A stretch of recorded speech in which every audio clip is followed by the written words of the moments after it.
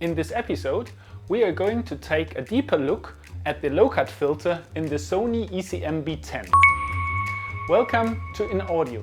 My name is Florian, and on this channel we talk about production audio, field recording and audio gear specifics like today. So if you're new here, consider subscribing. And if you find this in-depth test helpful, please give me a thumbs up, as this will help the channel quite a bit. For my short test of the ECM-B10 in my last video, I was researching a lot about the low-cut filter that can be applied directly at the back of the microphone. But I did neither find it on the web nor in the Sony manual at what frequency the low-cut filter is applied. If you are wondering what a low-cut filter does and why you would want to have one, a low-cut filter is cutting low frequencies that are usually kind of a rumbling sound. If you do dialogue recording, you would usually try to avoid rumbling noises, like those of an air condition, for example. Those are below roughly 80 Hz and cannot be perceived as real sound, but as rumbling noise. So you either have the chance to apply a low-cut filter in your microphone, on your audio recorder, or in post-production.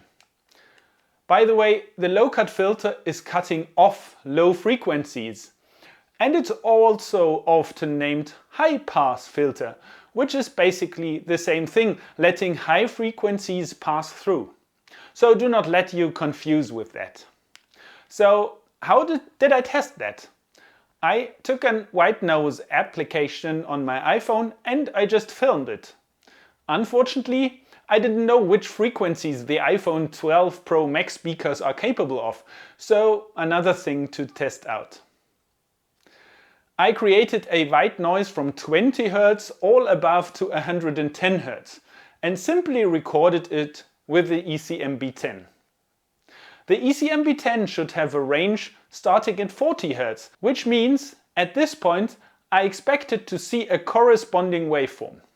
And there's a good probability that also an iPhone speaker can make 40 Hz.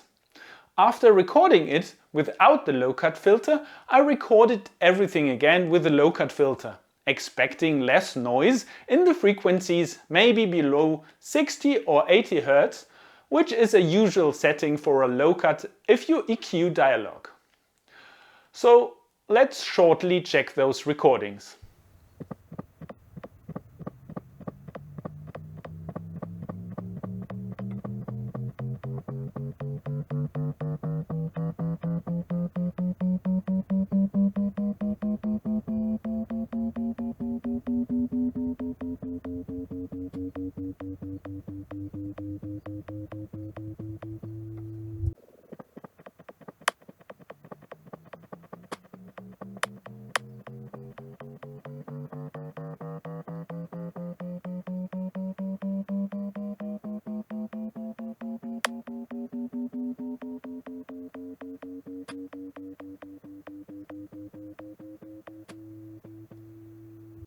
After recording, I imported everything to DaVinci Resolve 18 and figured out that the recorded audio in the same environment on auto has less gain if you apply the low-cut filter. Which really made me curious. For comparison, I took the first recording with the low-cut switched off and applied a low-cut in post at 60 Hz. Then I bounced the mix to a new track and took everything over to iZotope RX to have a closer look into the spectrogram to really see at what frequencies the low-cut filter of the ECM-B10 will kick in. In iZotope RX, which is still the version 9, version 10 was released some days ago, but it did not upgrade yet. I changed the scales on the right to fit 0 to 160 Hz because that's the frequency range where I would expect the low-cut filter to sit, and this is what I found after adjusting the color representation of the spectrogram. The low-cut filter function does not only filter low frequencies, what it, by the way, does in a very mild way below 50 Hz. You see that in the yellow to orange areas, also in the frequencies above 160 Hz. it overall reduced the noise in the recording quite a bit over the whole frequency range. And furthermore, it lowered the overall gain of the recording as well by around 7 LUFS, which I just measured with the loudness control in a certain area of the recording. That means you have to boost your recording a bit more in post, which again might increase the noise floor if you want to use the low-cut filter on your microphone. To be quite clear, I did that on the microphone in auto mode, because that's what I was planning to use. But with those results now, I might rethink my choice.